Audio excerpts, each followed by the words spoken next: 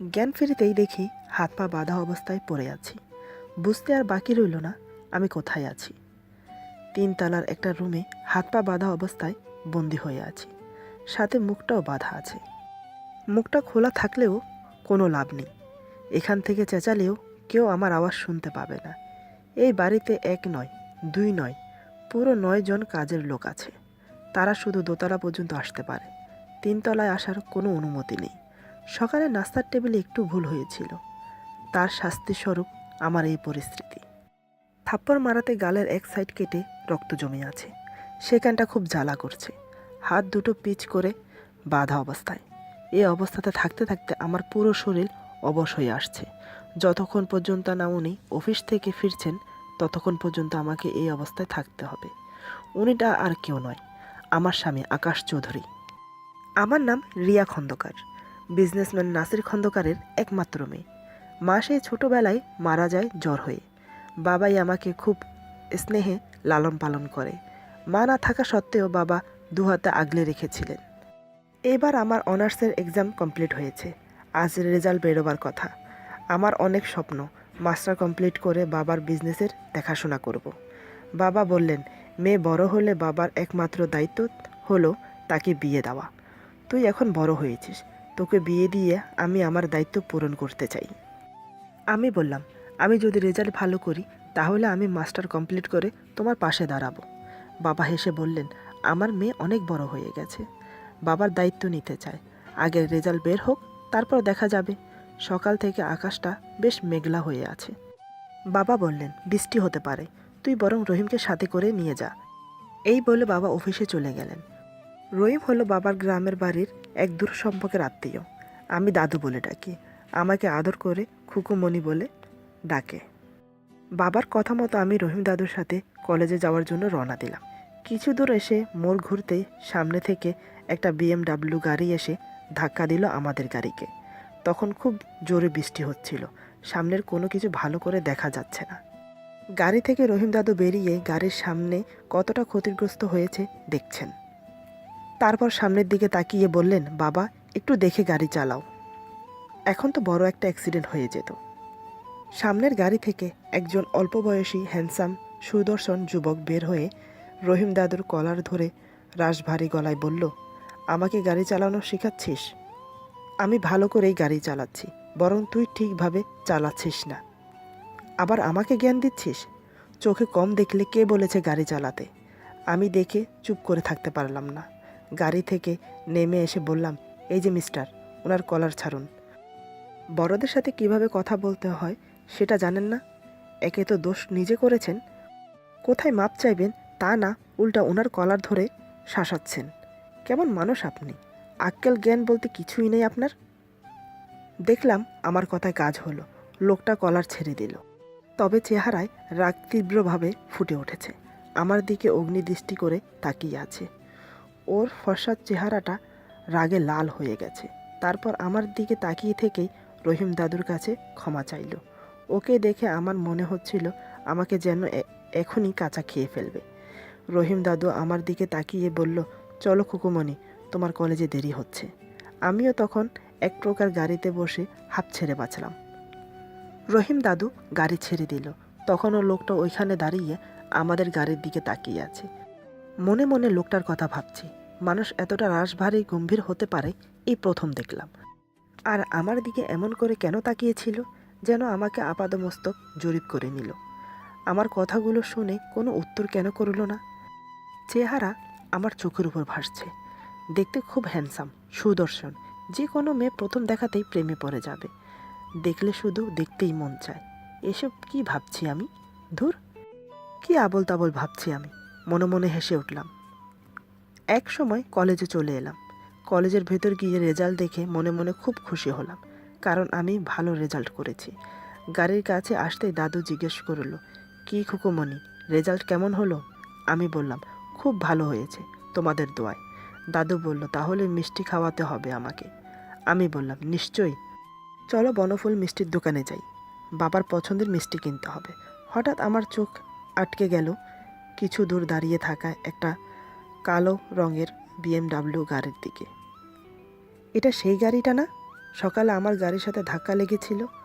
হ্যাঁ, এটা সেই গাড়িটাই। ওই তো লোকটা দাঁড়িয়ে আছে আর আমাদের গাড়ির দিকে তাকিয়ে আছে। সে কি আমার পিছু করছে? কিন্তু কেন? তারপর দাদুর গাড়ি ছেড়ে দিল। এক সময় মিষ্টির দোকানের সামনে এসে গাড়ি থামলো। সেদিকে আমার কোনো খেয়াল নেই। আমি তখনও ওই লোকটার কথা ভেবে যাচ্ছি। আমি গাড়ি থেকে নামছি না দেখে বলল, কি হলো খুকুমণি, নামবে না? সে কখন মিষ্টির দোকানের সামনে এসে দাঁড়িয়ে আছি। তুমি না মিষ্টি কিনবে? কি ব্যাপার বলো তো, এত গম্ভীরভাবে কি ভাবছো? দাদুর কথায় আমার সম্বিত ফিরে পেয়ে বললাম, কিছু না, তুমি বসো, আমি আসছি। এই বলে আমি মিষ্টির দোকান থেকে বাবার পছন্দের মিষ্টি কিনে আবার গাড়িতে এসে বসি। তারপর দাদু গাড়ি ছেড়ে দিল। আমি গাড়িতে বসে এদিক ওদিক দেখতে থাকি, সকালের লোকটা কোনো আবার পিছু নিয়েছে কিনা। দেখি রাস্তার ওই পারে গাড়ির সাথে হেলান দিয়ে দাঁড়িয়ে আছে আর আমাদের গাড়ির দিকে তাকিয়ে আছে। এবার আমার মনে মনে ভয় হতে লাগলো। লোকটা কেন আমার পিছু নিয়েছে? মতলব কি? জানি না ওর মতলব কি, কিন্তু আমার বারবার ওর কথা মনে পড়ছে। ওর চেহারাটা চোখের উপর ভাসছে। তাহলে কি ধুর, আমি কি থেকে কি ভাবছি? ও যদি আমার পিছু পিছু বাড়িতে চলে আসে তখন কি হবে? দেখা যাবে তখন। বৃষ্টির কারণে রাস্তায় অনেক পানি হয়েছে, তাই আমাদের বাড়ি ফিরতে অনেকটা দেরি হয়ে গেল। বাড়ির সামনে আসতেই দেখি অনেক মানুষ ভিড় জমিয়েছে আমাদের বাড়িতে। পুলিশের গাড়ি, মিডিয়া, আরও অনেক মানুষ আছে। ব্যাপারটা কি? এত লোক কি করছে এখানে? হঠাৎ দেখি সকালের লোকটার গাড়ি আমাদের বাড়ির সামনে দাঁড়িয়ে আছে। মনে হয় আমার নামে নালিশ করতে এসেছে। আমিও কিছু না বুঝে সোজা বাড়ির ভিতরে প্রবেশ করলাম। এটাই ছিল আমার সবচেয়ে বড় ভুল। দেখি বাবা চেঁচিয়ে কথা বলছে। একদিনে বাবার চেহারাটার অনেক বয়স বেড়ে গেছে, একদম চেনা যাচ্ছে না। বাবার কথা শুনে বুঝতে পারলাম কি হয়েছে। আসলে লোকটা বাবার পার্টনার। বিশ্বাস করে বাবা তার সাথে বিজনেস করেছিল, কিন্তু লোকটা বাবাকে ধোঁকা দিয়েছে। তার সাথে আমাদের ম্যানেজারও হাত মিলিয়েছিল। বাবা খুব ভেঙে পড়েছে। যে মিডিয়া এক সময় বাবার গুণগান করত, তারা এখন বাবার বিরুদ্ধে দাঁড়িয়েছে। তা দেখে বাবা একদম ভেঙে পড়েছে। বাবার সব কিছু কেড়ে নিয়েছে। আর শুধু এই বাড়ি 10% শেয়ার আছে বাবার। আমাকে দেখে লোকটা অপলক দৃষ্টিতে তাকিয়ে আছে। সেদিকে আমার কোনো খেয়াল নেই। আমি মিডিয়ার দিকে অপলক দৃষ্টিতে তাকিয়ে আছি। এমন সময় লোকটা আমাকে বলল, এই যে শুনছেন, আপনাকে বলছি, আপনার নাম কি? বাবা লক্ষ্য করলো ব্যাপারটা, তাই রাগিত সুরে আমাকে বলল, কি রে রিয়া, তুই এখানে দাঁড়িয়ে আছিস কেন? উপরে যা, এখানে তোর কোনো কাজ নেই। বাবার কথা মতো আমি উপরে চলে আসার সময় শুনতে পেলাম লোকটা বাবাকে বলছে, এটা আপনার মেয়ে? আগে তো জানতাম না। বাবা বলল, দেখো আকাশ, তোমার আমার মাঝে যা হয়েছে তাতে ওর কোনো হাত নেই। দয়া করে ওকে এর মাঝে টেনে এনো না। আমি তখন ওখানে দাঁড়িয়ে ওদের কথা শুনছি। আকাশ মৃদু হেসে বলল, দেখুন, আপনার মেয়েকে আমি চিনতাম না, এখন পরিচয়টা আপনার মাধ্যমেই হলো। এতদিন আমার চোখের আড়ালে ছিল, তাই বেঁচে গেছে। আপনি তো খুব ভালো করেই জানেন, যে জিনিস আমার চোখের সামনে পড়ে যায় আর সেটা যদি আমার ভালো লাগে, তাহলে আমি যে কোনোভাবেই হোক পেয়ে ছাড়ি। আজ সকালে আপনার মেয়ের সাথে আমার প্রথম দেখা, তখন আমি ঘুণাক করেও জানতাম না এটা আপনারই মেয়ে। এখন যখন জানতে পেরেছি, তাহলে আর কি? বাবা বললেন, আমার 10% শেয়ার তুমি যদি চাও নিয়ে নাও, আমি কোনো বাধা দেব না, কিন্তু আমার মেয়েকে ছেড়ে দাও। ও আমার বাঁচার একমাত্র অবলম্বন। মা মরা একমাত্র মেয়ে আমার। ওর কিছু হলে আমি বাঁচব না। বাবার মুখে এ কথা শুনে আকাশ বলল, তাহলে তো ভালোই হলো। আপনার কথায় এটা বোঝা যাচ্ছে আপনার প্রাণভ্রমরা আপনার মেয়ের মাঝে আছে।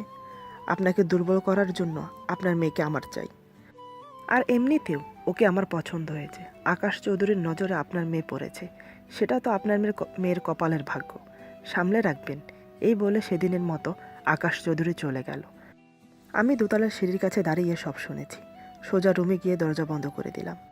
কিছুক্ষণ পর বাবা এসে বললেন, তোমাকে কিছু কথা বলার আছে, মন দিয়ে শোনো। এর আগে বাবা কখনো আমার সাথে এমন করে কথা বলেনি। আজ আমার রেজাল্ট বের হয়েছে, বাবা একবারও দেখতেও চাইল না। বাবার চেহারা দেখে আমার বুকের ভেতরটা কেঁপে উঠল। বাবার মুখে রাগ, চিন্তা এবং গম্ভীর ভাব মিশ্রিত হয়ে অন্যরকম দেখাচ্ছে। আমি ভয়ে মাথা নিচু করে নিলাম। বাবা বললেন, আমি তোমার বিয়ে ঠিক করেছি আমার বন্ধুর ছেলের সাথে। তুমি চেনো তাকে, নাম আরিফ ইসলাম। বাবার বিজনেস দেখাশোনা করে। আশা করি তোমার কোনো আপত্তি নেই। আমি বাবার কথা শুনে অবাক হয়ে গেলাম। এ কি বলছে বাবা? আমি বললাম, বাবা তুমি বলেছ আমার রেজাল্ট ভালো হলে আমাকে আরও পড়তে দেবে, তাহলে এখন তুমি? আমার কথা শেষ হতে দিল না। বাবা রাগিত সুরে বলল, আমার কিছু দেখার বা শোনার ইচ্ছে নেই। তোমার বিয়ে আরিফের সাথেই হবে, তার তৈয়ারি করো। আগামী পরশু তোমার বিয়ে, মনে থাকে যেন। এই বলে বাবা চলে গেলেন। আমি কান্নায় ভেঙে পড়লাম। আমার মতের কোনো দাম নেই? একবার জিজ্ঞেস করলো না আমি কি চাই? সারাদিন কিছু না খেয়ে নিজেকে রুমে বন্দি করে রাখলাম। মিনতি দিদি কয়েকবার খাবারের জন্য ডেকে গেছে, আমি খাবো না বলে জানিয়ে দিয়েছি। রাত তখন 8টা বাজে। হঠাৎ আমার ফোন বেজে ওঠে। অচেনা নাম্বার দেখে আমি রিসিভ করি না। ফোন বেজে কেটে গেল। কিছুক্ষণ পর আবার বেজে ওঠে। আমি ফোন রিসিভ করতেই ওই পাশ থেকে বলে উঠল, কেমন আছো মাই লাভ? কথাটা শুনে কিছুক্ষণের জন্য আমার বাকশক্তি হারিয়ে গেল। এই লোকটা আমার নাম্বার কোথায় পেল? আর এত রাতে কেনই বা ফোন করলো? কিছু বুঝতে পারছি না। আমি কোনো কথা বলছি না দেখে আকাশ বলল, কি হলো মাই লাভ? চুপ করে আছো কেন? আমাকে কি তোমার এতটাই অপছন্দ? আমি বলে উঠলাম, না না, তেমনটা নয়, আপনি ভুল ভাবছেন। আকাশ বলল, যাক, অন্তত এটা বিশ্বাস করতে পারলাম আমি তোমার পছন্দের। শুনলাম তোমার বাবা নাকি তার বন্ধুর ছেলের সাথে তোমার বিয়ে ঠিক করেছে। আমি অবাক হয়ে বললাম, আপনি কি করে জানলেন? আকাশ বলল, কি করে জেনেছে সেটা বড় কথা নয়, এই বিয়েতে কি তোমার মত আছে? আমি বললাম, হ্যাঁ আমার মত আছে, আগামী পরশু আমার বিয়ে। আকাশ মৃদু হেসে বলল, মানুষ 1 সেকেন্ড বাঁচবে কি না সেটাই বিশ্বাস নেই, পরশু তোমার বিয়ে হবে সেটা শিওর হলে কি করে? আমি বললাম, আমি এটা বুঝতে পারছি না, বিয়েটা আমার, আপনার এত মাথা ব্যথা কেন? আকাশ বলল, ভুল করছো, তুমি খুব ভালো করেই জানো তোমাকে আমার পছন্দ।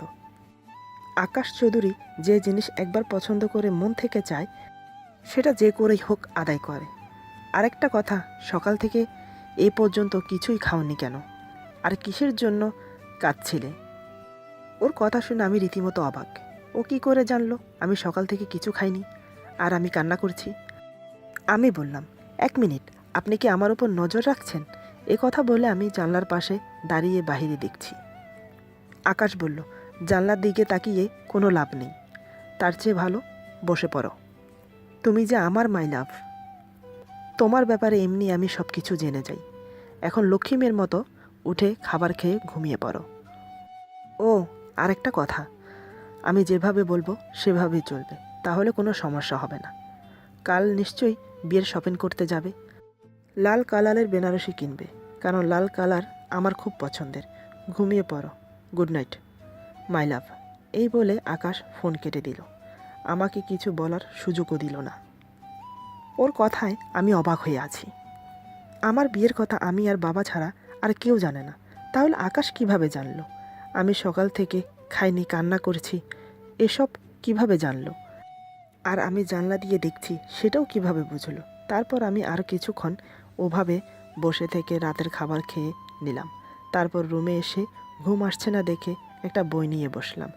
আধা ঘন্টা ধরে বই পড়ছি। হঠাৎ দেখি হোয়াটসঅ্যাপে মেসেজ ঢুকলো। মেসেজ ঢোকার সাথে সাথে ফোনটার টোন বেজে উঠল।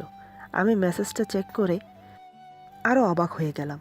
মেসেজটা আকাশ পাঠিয়েছে। তাতে লিখেছে, হ্যালো মাই লাভ, কেমন আছো?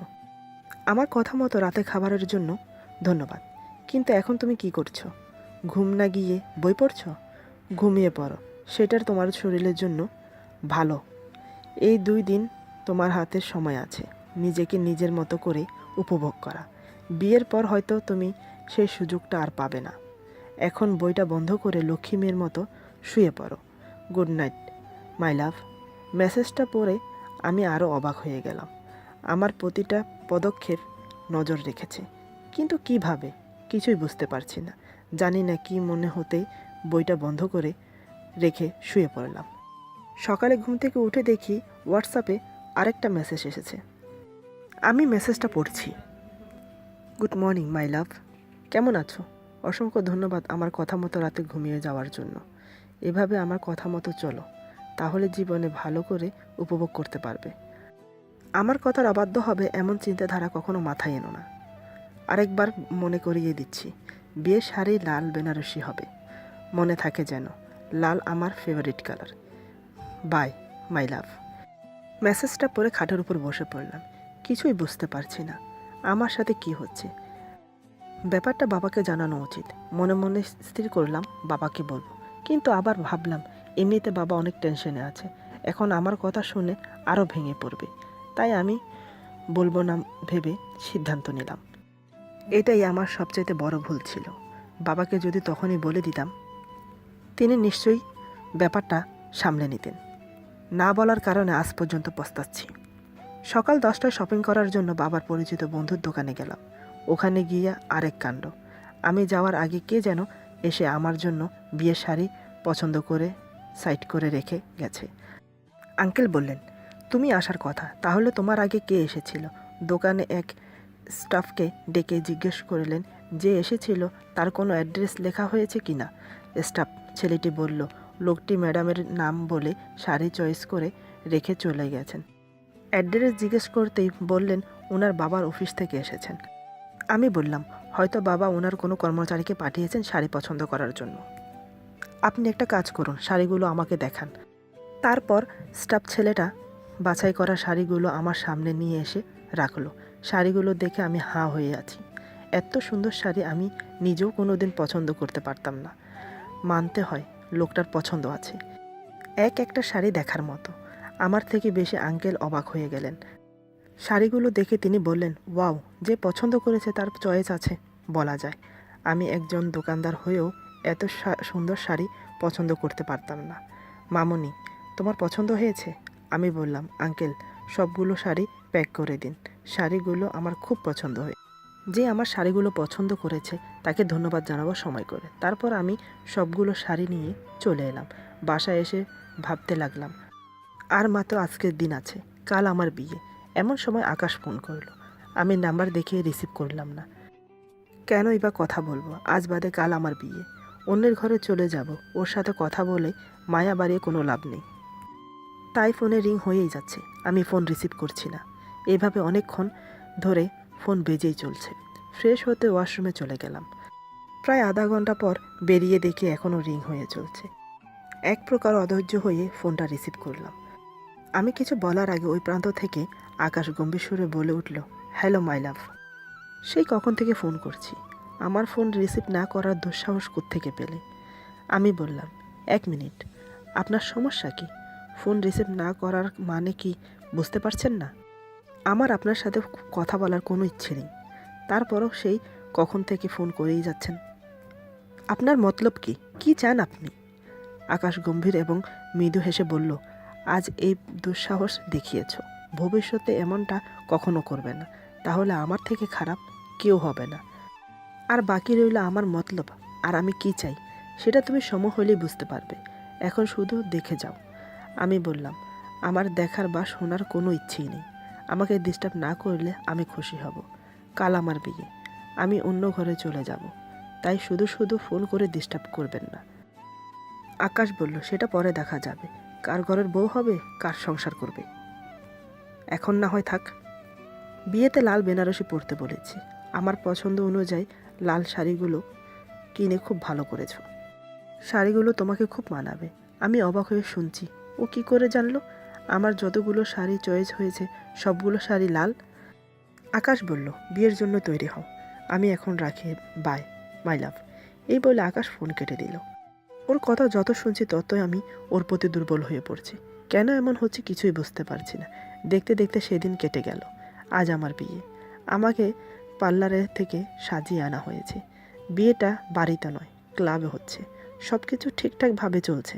হঠাৎ আকাশ ক্লাবে এলো। আকাশকে দেখে বাবার ভয়ে হার্টবিট বেড়ে গেল। এই ব্যাপারে আমি কিছু জানি না। সাথে দুজন মিডিয়া নিয়ে এসেছিল, আরেকজন কাজী। বাবার সামনে এসে বলল, আপনার মেয়েকে বিয়ে আমি করব। এখন আপনি আপনার মেয়েকে আমার সাথে বিয়ে দেবেন, তা না হলে তুলে নিয়ে যাব। এই যে মিডিয়াগুলো দেখছেন, এদেরকে আমি যা বলবো এরা তাই কাল পত্রিকায় ছাপাবে। আপনি কি চান আপনার মেয়ের নামে বড় বড় হরফে পত্রিকায় লেখা হোক ধর্ষণের ব্যাপারে? যদি না চান তাহলে ভালোই ভালোই আমার সাথে বিয়ে দিয়ে দিন। বাবা কি করবে ভেবে পাচ্ছে না। বাবার বন্ধু বাধ্য হয়ে বললেন, ঠিক আছে, তুমি বিয়ে করো, আমার ছেলে বিয়ে করবে না। কিছু করার ছিল না। বাবার সম্মানের কথা ভেবে, আমার সম্মানের কথা ভেবে তিনি এই সিদ্ধান্ত নিতে বাধ্য হলেন। তারপর তিনি তার ছেলেকে নিয়ে চলে গেলেন। বাবার হাত পা বাঁধা, কিছুই করার নেই। আমার মান সম্মানের কথা চিন্তা করে বাধ্য হয়ে আকাশের সাথে আমার বিয়ে দিল। কেউই জানতে পারল না, সাথে দুজন মিডিয়া আর এক কাজী ছাড়া আর কেউ জানতে পারল না। তাদের মুখ ও টাকা দিয়ে আকাশ চৌধুরী বন্ধ করে দিল। আকাশের সাথে আমার বিয়ে হয়েছে কেউ জানে না। আমাকে স্ত্রীর মর্যাদা দেয়নি।